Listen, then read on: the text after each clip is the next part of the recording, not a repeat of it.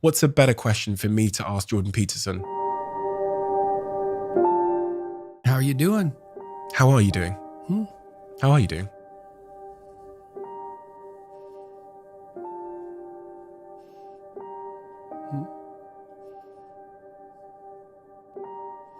Brilliantly and terribly.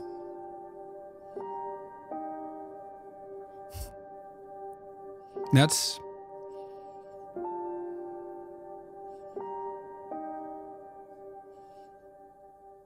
We've met some of your fans, and we got the impression they were all male fans, the ones that we talked to, and that they were struggling with their manhood, and that you give them this message that it's okay to be a man.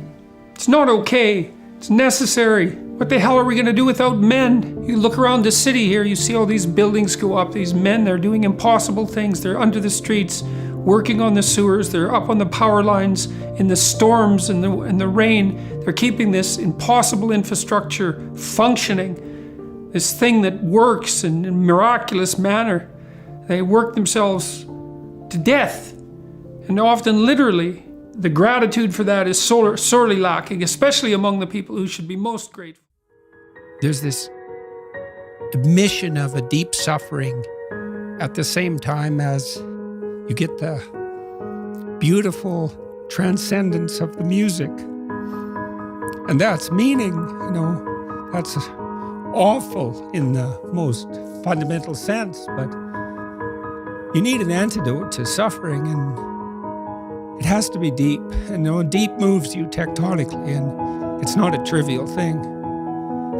But that's better than happiness. And maybe if you're lucky while you're pursuing that and while you're immersed in it, you get to be happy, and you should fall on your knees and be grateful for that when it happens. It's a gift. It really is a gift. And it comes upon you unexpectedly, your happiness, But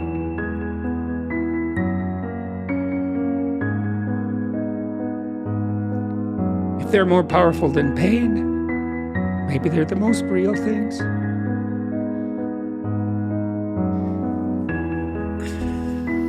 God, tears again. It's been quite 2 weeks in the UK. It's been amazing. It's been amazing. Such a great country, this country. Such a profound place. And it was so wonderful to see Cambridge and Oxford, and to be welcomed by the students. And I saved the world. I believe that. So you speak truthfully, and you watch what happens, and you take your consequences.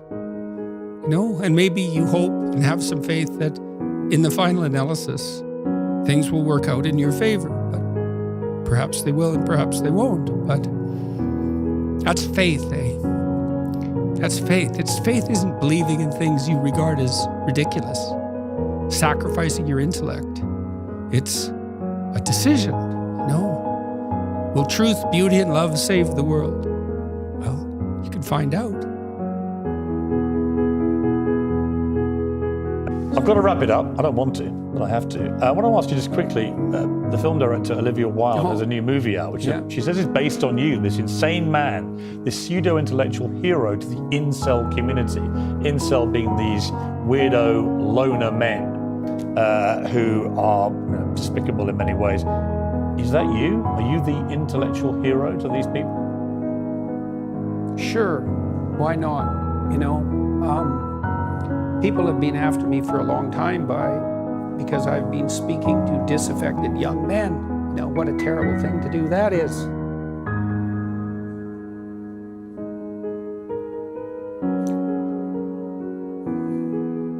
I thought the marginalized were supposed to have a voice.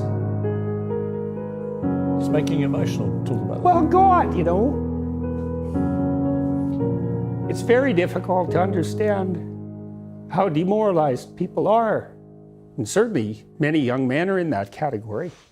And you get these casual insults, these incels. What does it mean? It's like, well, these men, they don't know how to make themselves attractive to women who are very picky, and good for them. Women, be picky. That's your gift, man.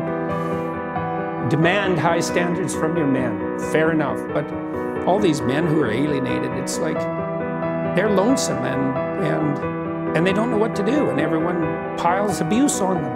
When she said that, Olivia Wilde, it stung you, didn't it?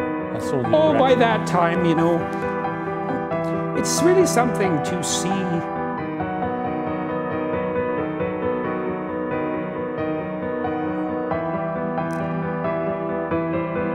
constantly how many people are dying for lack of an encouraging word.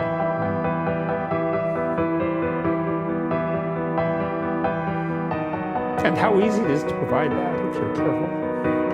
You know, give credit where credit is due. And to say,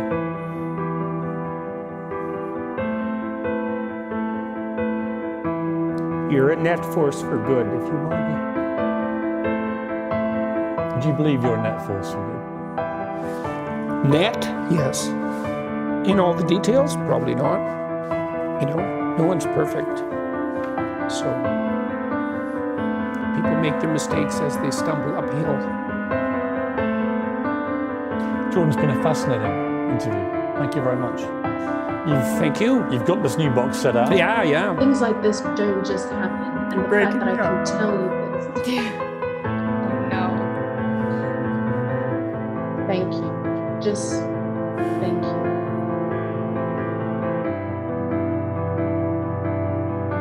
You got him.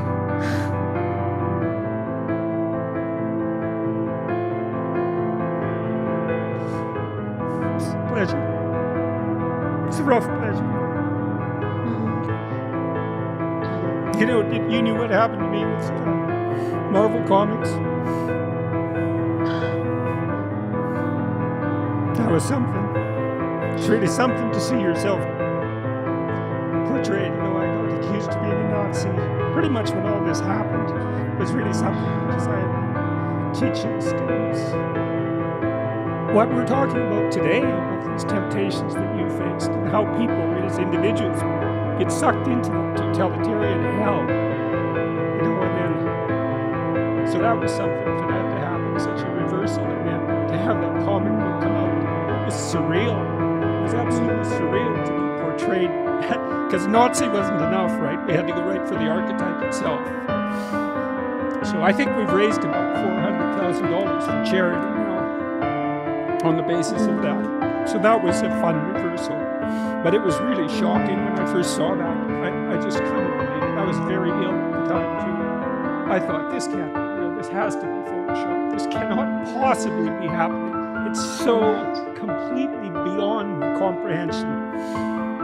And, you know, to come from the pen of one of the foremost black intellectuals. And I use the racial category only because that's the categories that he's using to operate within.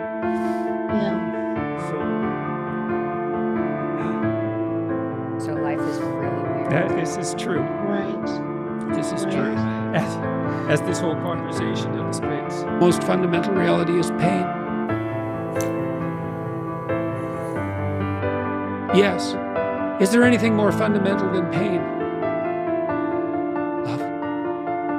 And I have my tendency to feel a hell of a lot more sorry for a set of confused, isolated, and lonely pubescent girls who have no one to love them enough to help them appreciate who they are. I thought the marginalized were supposed to have a voice. Really? If you're in pain, love and truth, that's what you got. And you know, than I do for one overprivileged and unfortunately confused narcissistic Hollywood star. It's making you emotional to talk about it. Well, God, you know. You have no idea how many people that's killing. We're also seeing if we enjoy it, and I'm happy to be here doing something like this with her. It's a real privilege. It goes back to, you know, having children. A close reading of 20th century history indicates, as nothing else can, the horrors that accompany loss of faith in the idea of the individual. You have no idea. I see people everywhere, all over the world. They're so demoralized, especially young people with a conscience, because they've been told since they were little that there's nothing to them but corruption and power. It's like, how the hell do you expect them to react? It is only the individual, after all, who suffers. The group does not suffer.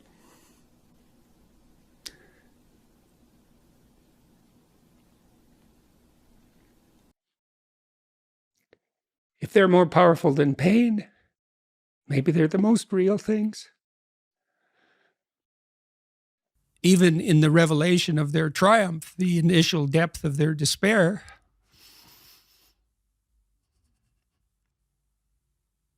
so I wouldn't change that. But it's not nothing. And it's certainly not just happiness. It's better than happiness, but it's almost unbearable. Well, I think you really want to know what I think? I think it's revenge against God for the crime of being. That's really what I think. It's Cain and Cain and Abel. It's like, oh, Abel's your guy, eh? God, how about if I take him out in the field and beat him to death? How do you feel about that?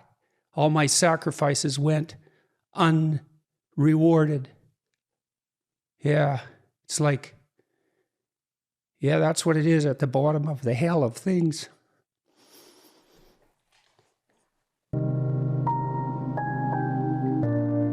I suppose, too, this has been enhanced by my ill health in recent years, but I always feel that it's a privilege to spend time with my children.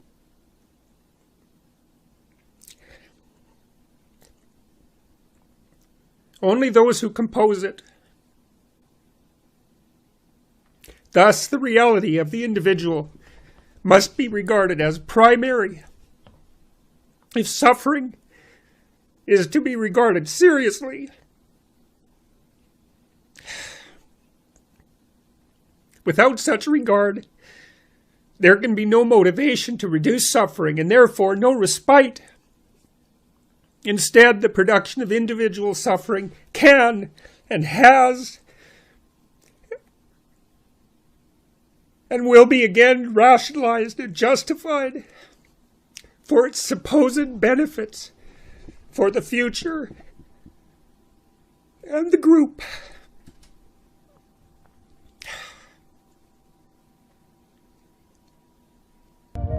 And I have some sense of how fast time goes. You know, I've always had a very acute sense of the finitude of existence. And this is a good hint for people who have